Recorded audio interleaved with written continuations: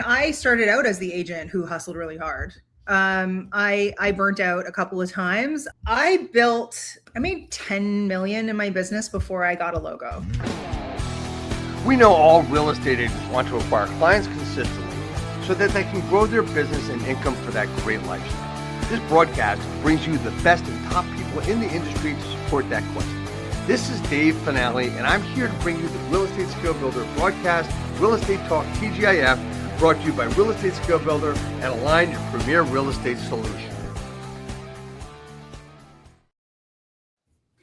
Hey, we're back, everybody. It's episode 407 of Real Estate Talk TGIF, and here we are. And where, I'm in the state of New Jersey, where it can be 75 and sunny one day and 30 degrees and snowing the next. Don't know how that happens, but that's what happened this week.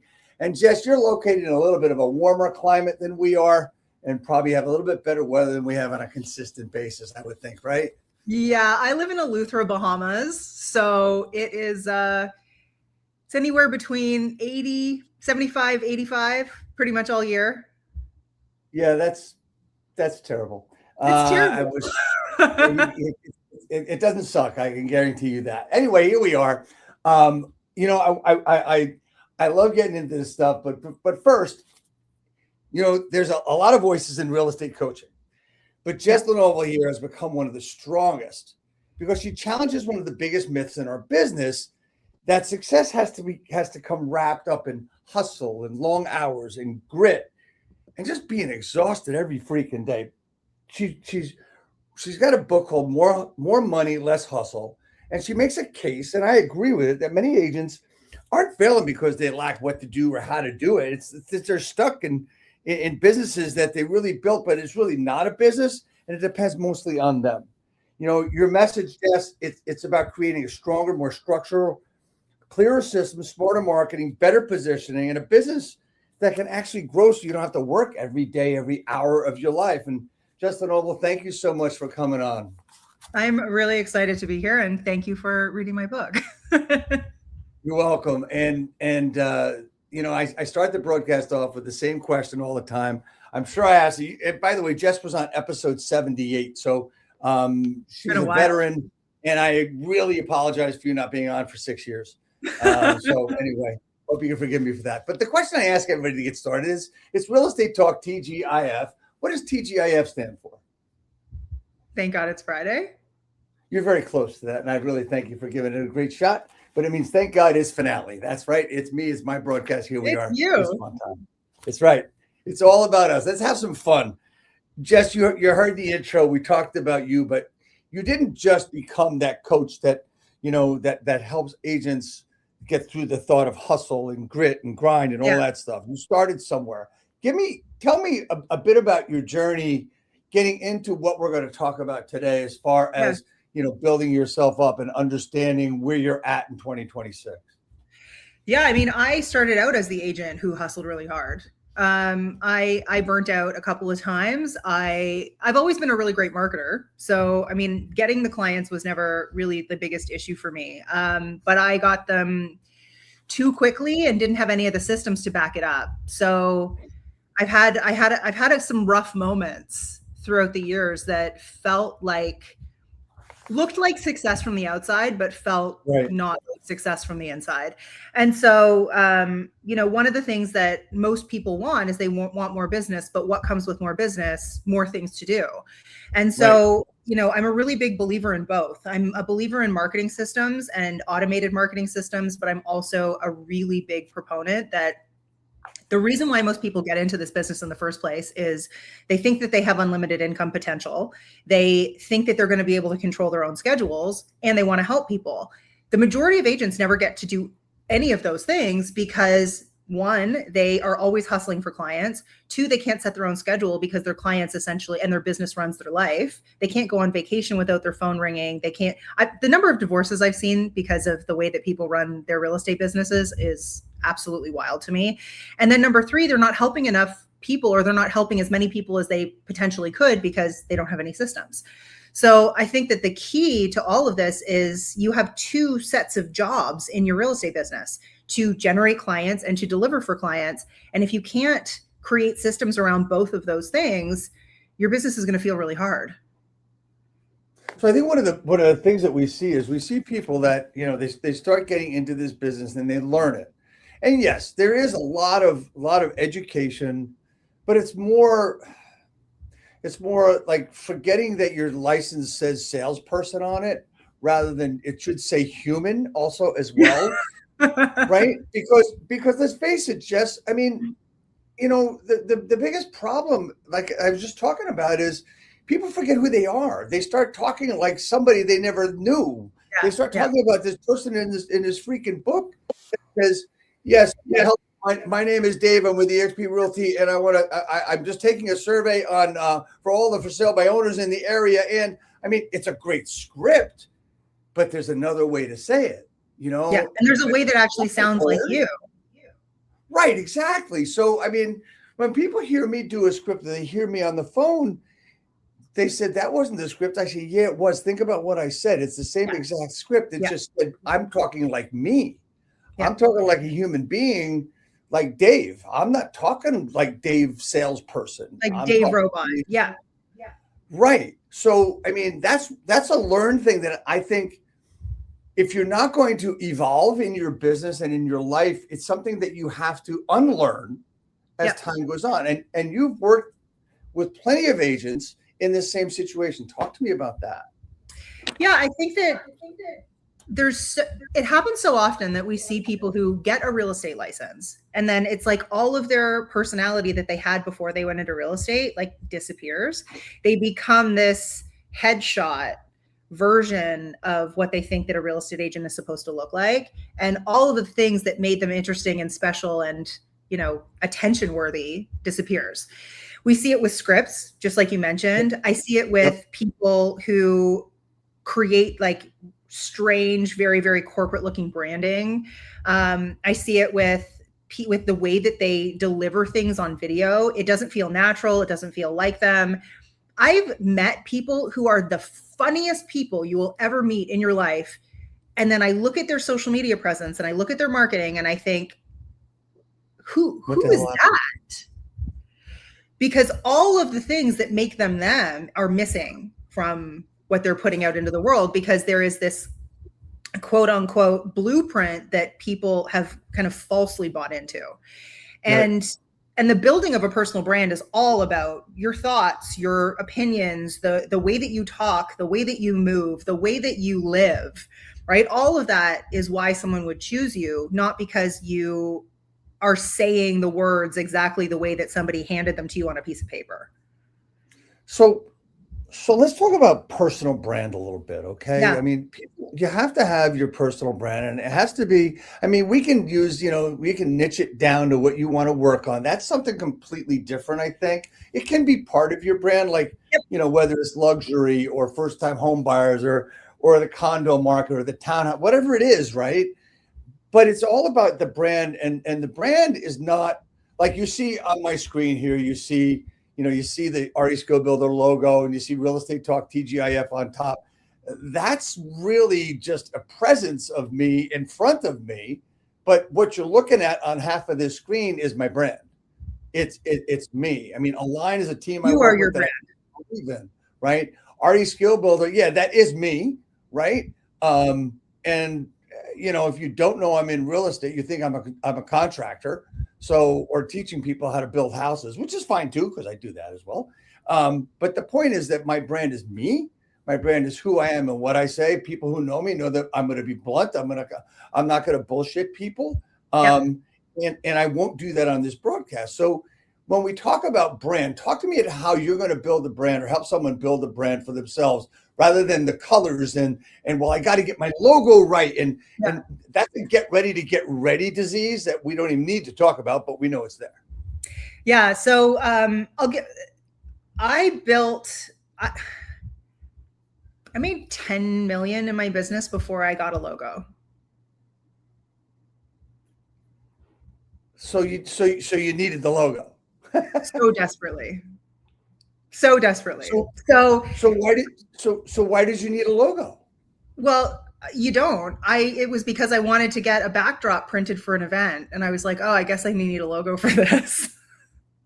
right? At the end of the day, people spend so much time and so much money on the things that don't matter. And I think that so often we get caught up in this, like you just said, the getting ready to get ready. And I saw this post the other day, and I actually screenshot it because I wanted to show it to you. And it was here's a list of doing the things that are not doing the things. Preparing to do the thing isn't doing the thing. Scheduling time to do the thing isn't doing the thing. Making a to-do list to do the thing isn't doing the thing. Telling people you're going to do the thing isn't doing the thing, right? Like it was this huge long list of all the things that are not just doing the thing. And I think for some people, it's literally just turn a camera on, put it on your face, and start talking. And that is the first step to you doing the thing and creating a personal brand. For a lot of people who don't really understand how social media works in terms of the age of personal branding, right? A year ago, 2 years ago, maybe not a year ago, maybe more, a couple of years ago, we used to live in a follower-based algorithm, right? So I'll use Instagram, for example. If you had 100 followers on Instagram, the maximum number of people, for the most part, who are going to see a piece of content that you put out was 100 people, because it would be fed to 10% of your followers, and then the next 10%, and then the next 10%, on and on. We now live in an interest-based algorithm.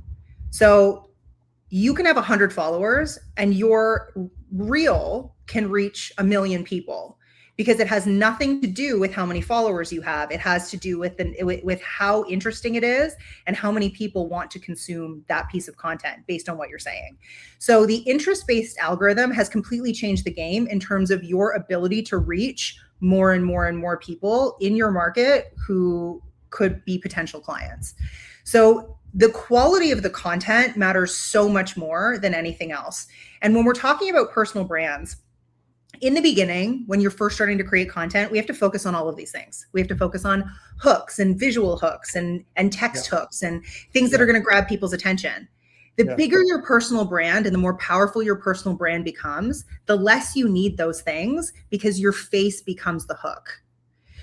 When people start to recognize you and they start to want to consume the things that you are putting out there, they will stop the scroll just because they see your face. So that element of celebrity, that element of being recognized for certain things and being relevant to certain people, that becomes the hook. Your face becomes the hook instead of you needing all of these fancy other things. You just need them in the beginning before you've built the really strong personal brand, which is the other reason why the consistency is so important. Okay, so we're consistent online. We're consistent. Let's just use Instagram for that. Okay. Yeah. But you're doing the content, and you think your content's pretty good. But nobody's seeing what you're doing. It means your content. Does that mean Instagram thinks your content sucks? Yeah, it means that your audience and the people who it's being fed to thinks your content sucks, because good content gains traction. It just is the way that the internet works now.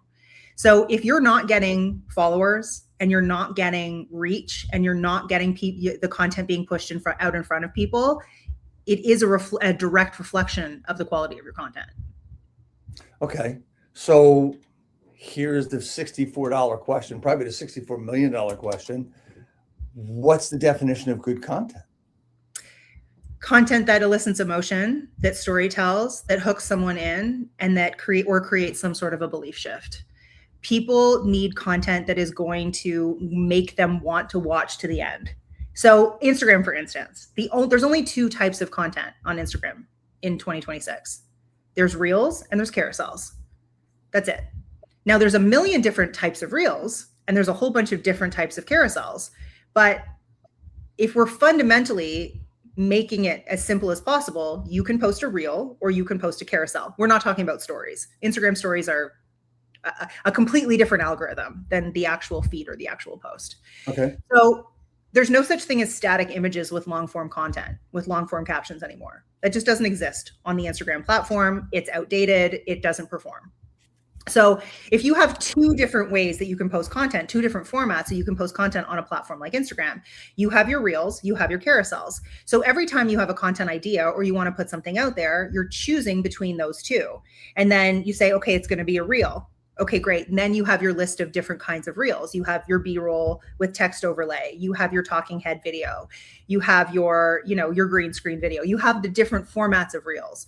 Or if you decide that you want a carousel, then your carousel again is going to be, what is the format of the carousel? So I think a lot of people really overcomplicate the idea of creating content because they don't fundamentally understand what the formats look like in 2026. And so I still see people, even who went through my programs like 10 years ago, or even like 5 years ago, went through the Listings Lab 5 years ago and are still posting content like we taught in the Listings Lab 5 years ago. You can't do that. The algorithm and the way that the platform performs and the way that human beings are expecting to consume content in 2026 has changed. Okay. So I just have a quick question as an aside. We talked about long form content on Instagram does not appeal. Long form text content. Yeah. Right. But I see it all over the place on Facebook. Is it because Facebook's just different? Okay. Is that why? I mean, look, Facebook, I'm going to be honest with you, Jess. I don't want to read it all. No. I don't want to read it all. It's just like a sales letter. When you see an ad and it happens to appeal to you and you open it up and there's like, holy shit, it's pages and I don't really care. I really don't. What does it do for me? Will it help me? How much does it cost? Yeah. And does it make sense? Yeah. I don't want to read it. Why do they keep doing it? Anyway, I went off on a tangent there. I apologize because the long form stuff is just the old sales letter. Dan Kennedy taught that. I don't think it makes it anymore. It's very interesting because there's certain places that you expect to consume content in different ways, right? Like Substack, for instance. If you don't know what a Substack is, if you're listening to this, Substack is a primarily text-based platform. Now, it doesn't work like an algorithm the way that it does on other platforms, but Substack is a very, very powerful way it's basically like your own like mini publications. So Substack is fully text-based, long form text-based. And so it's really understanding for different platforms how to create for each platform and what is going to perform on each platform. And do you even need to be on that platform, right? Based on this is why the niche becomes so important. Who are you speaking to and what platforms are they consuming on? You don't need to be on every single platform. The number one question I get in 2026 is, do I need to be on TikTok? And my answer to that is, I don't know. Who's your niche? Who are you targeting? What's the demographic? Because maybe you need to be on TikTok, but I would say at a bare minimum, every agent needs to be on Facebook and Instagram. Those two platforms are the bare minimum. And when someone Googles you, the first thing that's going to come up is probably going to be your Facebook business page, right? Or your Facebook profile. So you do need to be on Facebook. You need to be creating for Facebook. Instagram is also kind of the bare minimum in 2026. YouTube is also becoming a bare minimum because of AI chat.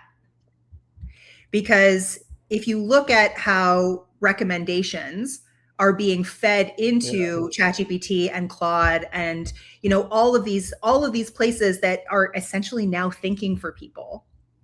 If somebody types in to ChatGPT or into Claude, who's a real estate agent that I should use in Tulsa, Oklahoma, the recommendations that are in there are based on a couple of different formulas.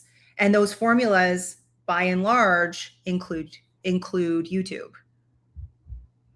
So, all right.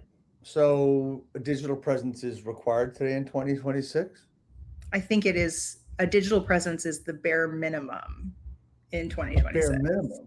So, so the statement I made, has to be about 14 years ago, to my company was that the ROI of you not being on social media in 5 years is that you'll be out of the business. Does that kind of ring home to a lot of people even today? It does. It does. We're seeing, and we talked about this the other day, Dave. Yeah. We're seeing so many 25-year-old agents getting into the business and creating big businesses really fast. So my mom, I grew up in this industry. My mom has been in real estate for 35 years. I know how she built her business. I know how I built my real estate business when I was, in 2005. And the way that she built her business, the way that I built my business, and the way that people are building their businesses today, they're different. I built my business in 2005 on Facebook. She built her business through word of mouth and through the old school marketing techniques. It was cold calling, door knocking, flyers, billboards, sphere of influence. That's how you built a business when I was a baby. In 2005, I built my business on Facebook. I was not normal. So I think that that's one of the things that I was ahead of the curve with, because my sphere of influence was my mom's sphere of influence. And who were they going to choose? They were not going to choose 21-year-old me, who looked like she was 16 and had never done a deal. Right. Now in 2026, we're seeing these 25-year-old agents getting a license and very quickly overtaking the people who have built businesses over 20, 25, 30 years, because the ability to gain attention and traction and build trust is so fast now that top of mind awareness matters more than the person who they built that relationship with over time. People's attention spans are way too short in 2026 to rely on the fact that they used you 15 years ago to sell their property. Yeah, that's right. And well, all right. So a little pushback. If you're keeping in touch with them, that somebody you sold a house to 15 years ago, if you're still in the business and you're keeping in touch with them, is there a reason why they wouldn't use you? Are you keeping in touch with them online? Touche. I get that. Are you keeping in touch with online? But look, let's face it. There's lots of ways to keep in touch with people today. There's text, there's calling, there's email, there's the way you put out your content. But let's face it, there's a lot of people. Maybe there aren't. Are there a lot of people not online today? Yes. And so I remember talking about 2005, 2006. My biggest argument in my company was print media. Mm-hmm. Was, being in the magazines, being in the newspaper, that whole thing. And the argument was that print media is dead. We need to get online. We need to start doing all this other stuff. When did print media die? I don't know, a real long time ago, right?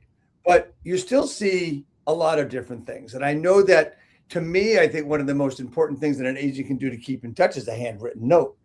That's beside the point. And that's not what we're talking about here. That's a little bit different. It's a little bit different. And that's for a past client, right? So there's there's different ways to do things for different segments of, we're going to call it your list. And, a handwritten note is one thing. People are automating that now, right? And so at the same time, we have this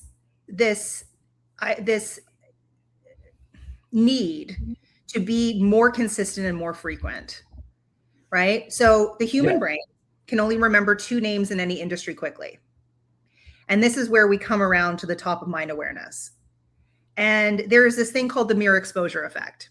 Basically what the mirror exposure effect is when you are in front of someone consistently and frequently with a relevant message that they are consuming regularly, that person will, over not even that long a period of time, build awareness, build some sort of a feeling of relationship with you, and then build trust. And that mirror exposure effect is very, very powerful online, because the element of consistency and frequency can be so high. At the very beginning, we talked about systems, and we talked about, not having to do everything manually. The calling, the texting, all of that manual follow-up, once you get to a certain level in your business, is not feasible manually. It cannot be done manually. We also have iOS updates that have started to come through that are making it really difficult to get through to people through a phone call. And so it becomes more and more important that we can, in an automated way, push ourselves gently into people's lives. And so one of the main ways to do that is digitally. So if someone starts to be, again, we come back to the interest-based algorithm.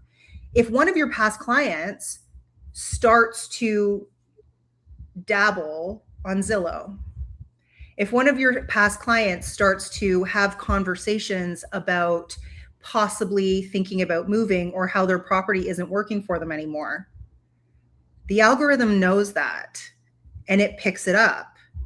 Now, are you the content that the algorithm is going to push into that person's feed, or are you not? And it comes down to how relevant is your content, how consistent and frequent is it, and are you connected? Like I did a training this morning, and I gave the people at the end of the training one piece of homework. And it was, I want you to go into your list of every single past client you've ever had and make sure you're Facebook friends with every single one of them. If you're not Facebook friends with them, you need to send them a Facebook friend request and send them a DM that says, "Oh my God, I can't believe we weren't connected on here. How are you?" You know, I got to tell you that you and I are the only ones that I know that tell people to do that. Really? Yeah, I've talked to I work with a very successful team, as you see on my back screen here, and you know, we have great systems, great structure, great people, and we talk about staying in touch with people, and social media is very, very important. But one of the things that I don't hear anyone say except for me is you need to make sure that everybody in your list, your past clients, that you're friends with them on Facebook and you follow them on Instagram. Yep. Okay, that's what I say. Yep. And when you do that, it is always a great idea to say, "Hey, I just sent you a friend request. You know, can't remember that we didn't know we weren't friends here," right? It's another way to stay in front of them. And also, I believe, correct me. When you're DMing with someone, your content is going to get pushed into their feed. You took that right out of my mouth. Absolutely. I was just going to ask you if that was true, and you beat me to it. And that is absolutely true. And one of the things that, you know, there's also something else I promote is something that I do every day. And people that know me, that are friends on Facebook with me, would know what I'm about to say. Mm-hmm. They would know that every day, it's every day, whoever's birthday it is, it's friends of mine on Facebook, gets a video, a personal video from me, wishing them a happy birthday. Mm-hmm. And the only way they don't get it is if Facebook doesn't know it's their birthday. Okay. But your CRM should know it's their birthday. Excuse me? Your CRM should know it's their birthday. Well, your CRM should know it's your birthday as well. But there's also, now correct me if I'm wrong here, Facebook and Instagram are also could be known as the social CRM. Mm-hmm, absolutely. And honestly, if you're not connected with your past clients, and this is just past clients, we're not even talking about new people, you know, lead gen, you know, stranger to client, like all of that is completely separate. I say all the time, you don't get to brag about having a big referral business until every single person you did a deal with in 2025 gives you a referral in 2026. That is the goal. If you start 2026 knowing you are going to get one referral from every single person you did a deal with in 2025, then you can brag. Then you can say, my delivery is memorable and exceptional, and my nurture systems are the best that they could be. Okay, so let's talk about referral business, right? So I know people that over the years have said they have a referral business. And my point is going to be really simple. Tell me about your referral business and what you mean by saying that. If you did 3 deals last year and they're all by referral, good for you, have a referral business. But 3 deals is only 3 deals. What that means to me is, and they referred you people, you did a really good job for 3 people or 10 people, whoever it is, and they referred you. Yeah. It's not, you have a referral business by accident almost, where it's not your sphere of influence. It's not the people you know. It's people that you did a really good job for. How about doing a really good job of staying in touch with people? Right. Right. So, all right. So we're talking about having a digital presence. We're talking about branding. Mm-hmm. So, okay. So I'm going to ask you a very selfish question. I like to be very selfish on here because I need help like everybody else does. You're allowed to be. This is your house. Because I'm not that bright, right? So I actually am, but that's okay. The question is, I'm a new agent. Yeah. And I've got some friends that might want to buy something, but I want to build my business. And you said earlier today that it's going to be someone, it could be a 25-year-old or someone new in the business that does it a certain way that can fly past, you know, these top dogs of years ago and of current times. Yeah. How do you, how am I going to build this digital brand, this digital presence? What are the steps to do that? Unfollow every real estate agent online so that you do not ever do what they are doing. The last thing that you want to do as a new agent is start putting properties in a social media feed.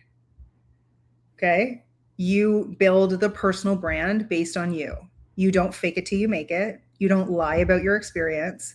You document yourself learning the business, working with clients, doing the things that you're doing. You niche down. You figure out, if you're a brand new agent, you're not going to be working with seasoned investors.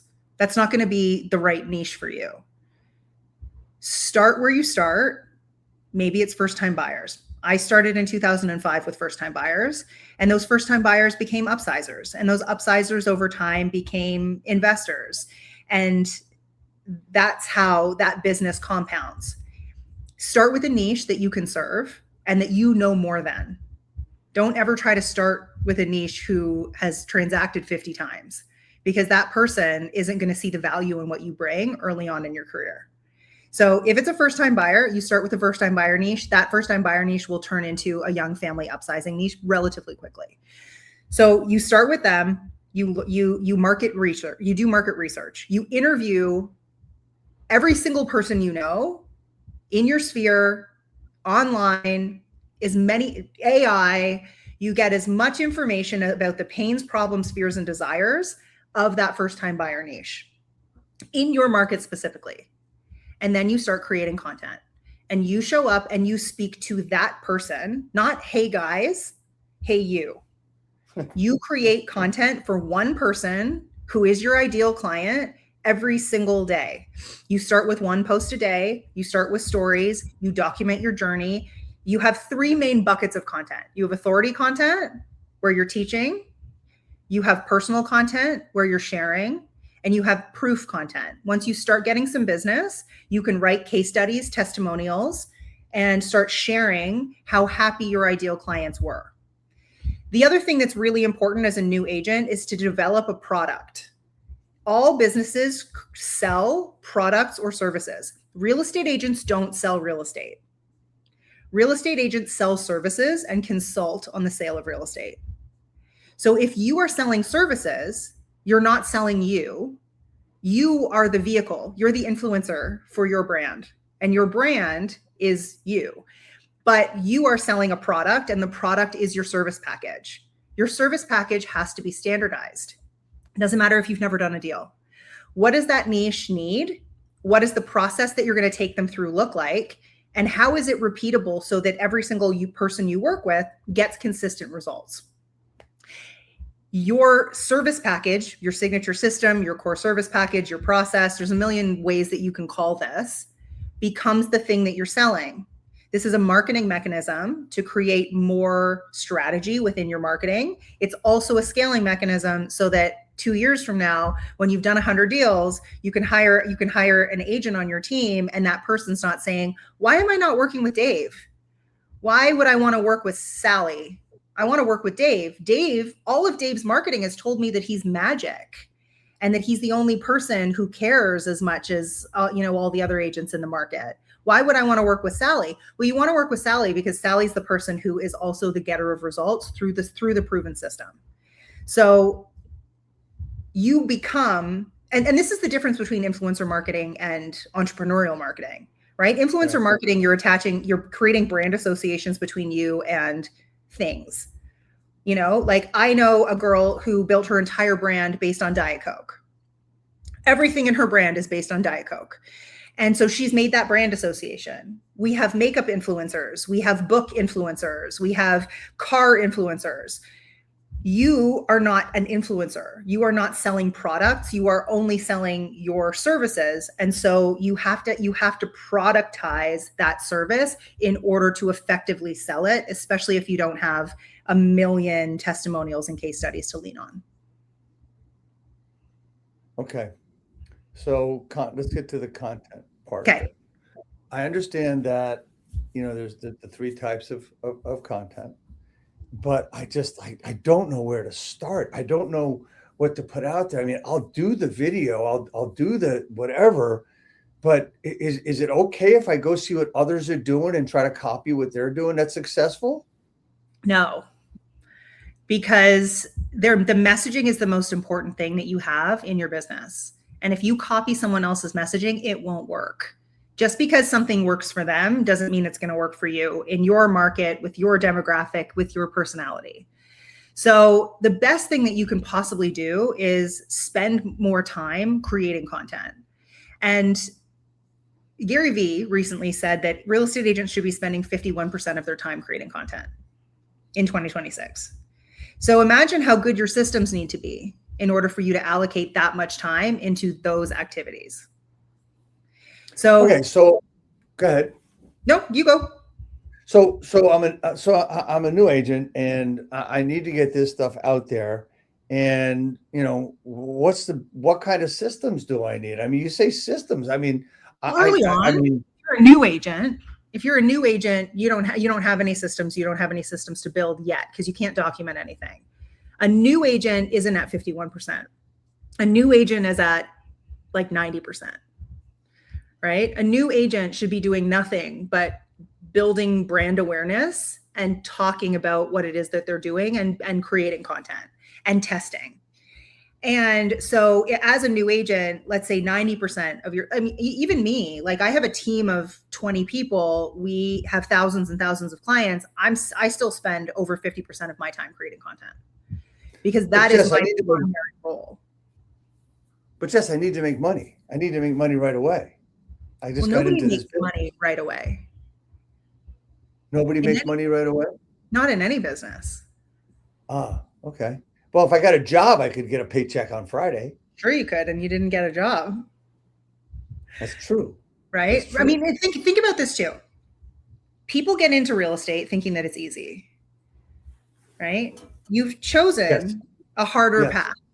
You've chosen to go into business for yourself. And so because of that, there are certain things that you're going to have to do. Even if you do even if you do a deal on day one, you're still not going to get paid for 60 days. Right? So all of your attention and energy needs to go into getting more clients. So you have two problems that you could have in a business. Money or time. If money is the problem, you spend more time generating more clients. If time is the problem, you spend your time building the systems so that then you can spend more time generating clients, right? And so whenever somebody starts working with us, the first thing we ask is like, what's the biggest issue here? Is it money or is it time? Which one do we have to, what problem are we solving first? Is it marketing and brand building and getting more, attracting more clients quickly? Or is it that we have to buy back more time? Because what if the marketing works? Because this is what happens with some more experienced agents, right? They're like, I want more deals. I'm like, great, we build out all their marketing. And then they're like, I am absolutely run ragged. I have to refer business out right now and I'm like, okay, so the issue was actually time. You weren't prepared. Your business wasn't set up for more business. Your business wasn't set up for the marketing to work. And now the marketing's working, and now you can't handle the influx of those clients because your systems aren't there. So we always have to look at the structure of the business and say, what is the thing that needs to happen first so that when the marketing works, everything is okay and you're not burning your reputation along the way. Okay, so there's a difference for a new agent in getting that support from whatever it might be. Is it better to be involved as a team member or a solo agent, or how you start? I mean, because that's really a debate that we hear often is, if you're a new agent, people say join a team. Tell me about that. it depends on the person. Yeah. Right. I mean, it depends on, I mean, I get people sometimes and I'll meet them for the first time. I'll get on a call with them and they have no confidence. They don't know anything. They're as a person, they're very like, they're a fact finder. They can't take action without knowing or being given instruction. That's the kind of person who should be on a team for a couple of years. Learn the business through being on a team. Try not to learn bad habits from the team. And then you've got the person who is like kind of fearless and can jump right in and wants to build something that is different and is willing to innovate. Or maybe someone who grew up in real estate, like me. Like I grew up in real estate. I never joined a team because I had enough base understanding because I'd been kind of in the business for my whole life. And so, right. And so you need to be, there's no one right answer. You have to look at the person and what they're trying to accomplish and how much of a financial run rate do they have? Like, do they have some runway where they can spend some time building up their own business, or do they have no money and they need to do a deal and they need someone to give them a client? You need to join a team. Okay. So I want to shift gears really quickly here before we get to the end. And we talk a lot about new agents, right? Then there's that agent that's been around a while, that's done content, et cetera, et cetera. And we used a phrase the other day when we spoke that nostalgia is not a strategy. Yeah. Okay. I want to talk a little bit about that because what people did years ago that worked isn't really going to work today. We talked a little bit, and we kind of aimed at this when we talked about content. Talk to me about that line, nostalgia is not a strategy. Yeah. I mean, I think so many people are so nostalgic about the way that they built their business. And they built it door knocking. And so everyone should door knock because I built my business 30 years ago door knocking.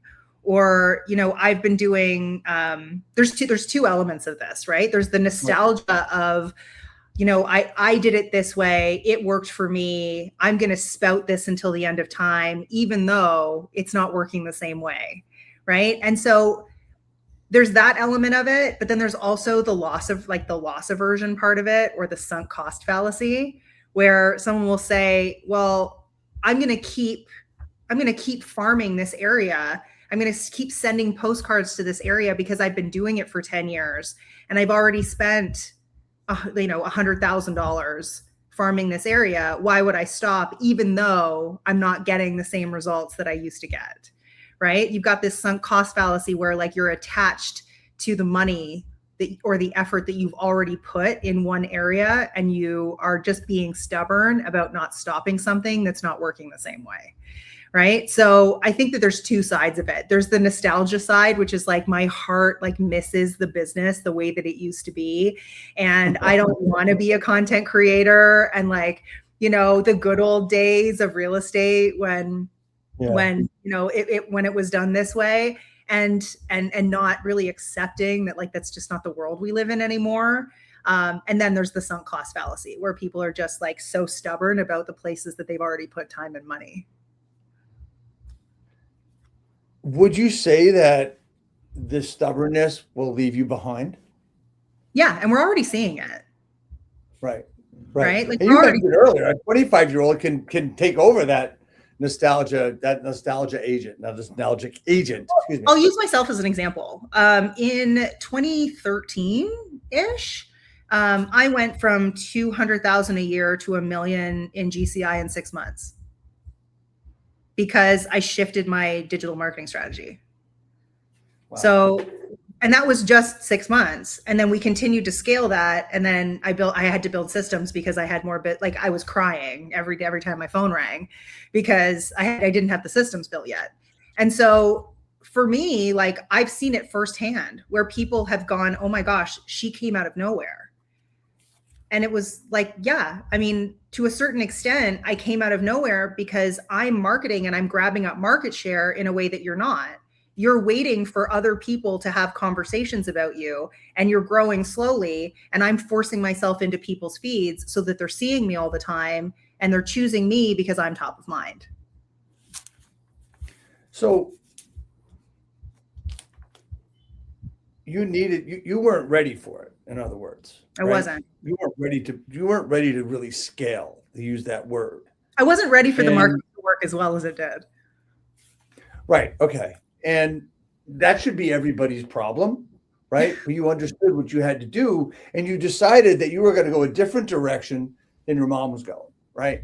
Which I get, right? And probably, it's funny. I mean, I worked with my dad for 25 years, and our biggest problem was a disagreement on. We just didn't agree on how to do it. I know. Right.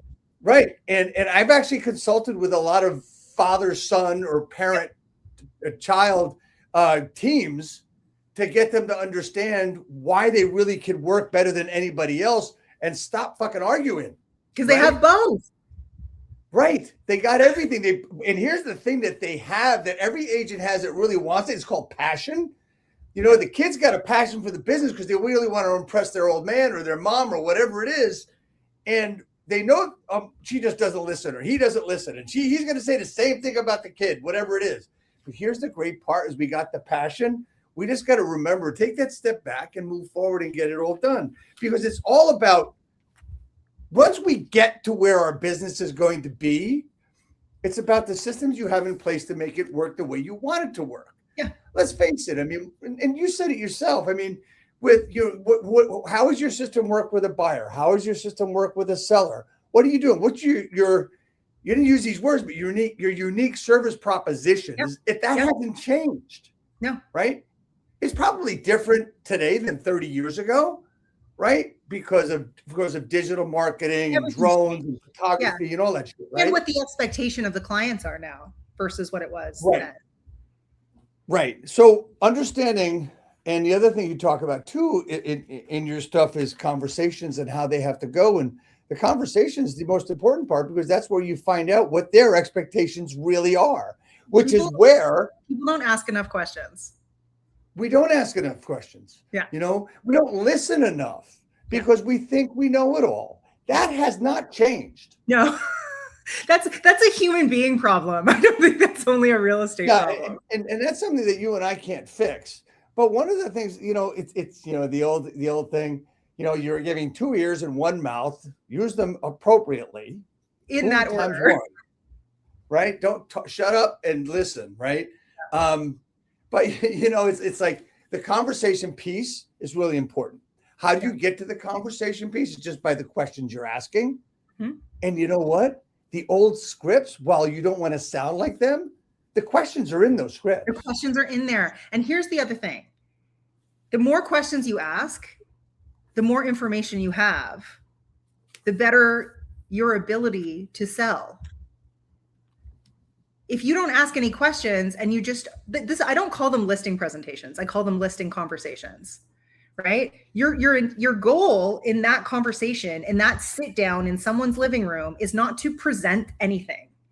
It's to have a meaningful conversation about where they are now, where they want to be, and what is going to make things as emotionally stressless as possible to get them from point A to point B. And how you are the best bridge between those 2 points. That's it. It's very simple. And if you ask all the right questions, they are going to talk themselves into working with you. Exactly. And you know what doesn't matter, honestly, is how you're going to do it. Because if they trust you and you've got the ability to get it done, it doesn't matter if you've got 6 pictures or 606 pictures. It doesn't matter. Do you know there's some new research that's come out? How many people are spending how many dollars on listing videos? Do you know that the consumer actually prefers the pictures? I actually do. I never look at videos. Because they want to be able to go through the photos at their own pace. Right. And I personally, I mean, I'm always looking for stuff as an investor. I want to see what the condition is through the pictures. I don't want to see you go through it. I mean, look, there's a lot of this walkthrough with like a drone and like people don't, the actual consumer, the buyers who are going through the listings to choose what they want to see, they don't want to watch the videos. And yet it's probably one of the most expensive parts of listing a property. So is it just that we're stupid enough to think that the seller thinks they need this, so we have to provide Well, the it? seller thinks that they need it, and we're not leading enough of it. We don't have enough authority or leadership with our clients in order to get them to trust us enough to do the things that actually sell the property. Well, exactly. And we're never going to be able to, it's like, okay, so I talked about print media earlier. Yeah. It was always that customer that says, well, how come I'm not in the paper? I want to be in my area. I want to be in the New York Times. I want to be in the Star Ledger. Incidentally, half the papers aren't around anymore. And if they are, they're digital, right? There actually are some, I think there is a New York Times out there somewhere. I don't know. I haven't read the paper in over 15 years. One. I don't even, what's that? Like a physical paper. Yeah, I haven't read the news, looked at the news, watched the news in a very, very long time. So I pretty am ignorant when it comes to current affairs. I know the big stuff that's going on. Don't really care much about anything else. I'm sorry, I just don't. All right. So you mentioned something about the listing presentation is a listing conversation, right? I look at it the same way, but I want to add something from an old good friend of mine, John Cheplak. He said it's not a listing presentation, it's a listening presentation. Yeah, I love that. Where you're going to listen, and this way you know what to do. And then they're telling you exactly what they want. Yes. And okay, so one thing that's really, really important, and I know I'm talking a lot, but one thing that's really important when you're going to go on a listing presentation, you're going to work with a buyer. You need to know that there's an opportunity for you.